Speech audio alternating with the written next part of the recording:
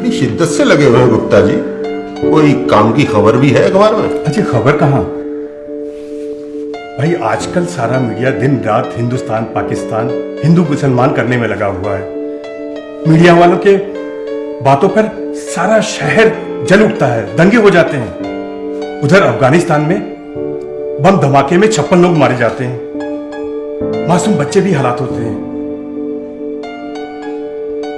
अब बताइए, इंसानियत बची है कहां? मुझे तो लगता है कि सारे फसाद की जड़ ये धर्म है। अगर धर्म ना होता तो हम ज्यादा खुशी होते।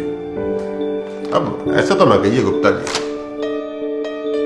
फसाद की जड़ धर्म नहीं, धर्म का गलत इस्तेमाल है। वो कैसे भाई? अब देखिए, कुरान में कहा गया है कि अल्लाह ने सब मानव को एक ही जान से पैदा किया है। इस लिहाज से सब मानव भाई हुए ना, तो भाइयों के बीच झगड़ा नहीं, सौहार्द और प्यार होना चाहिए।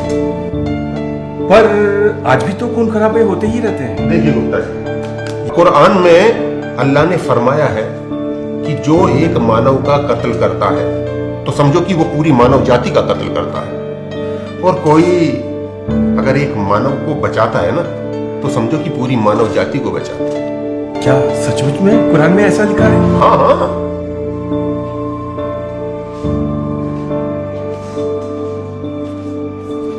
बिल्कुल ऐसा लिखा है, पढ़िए और इसे समझिए।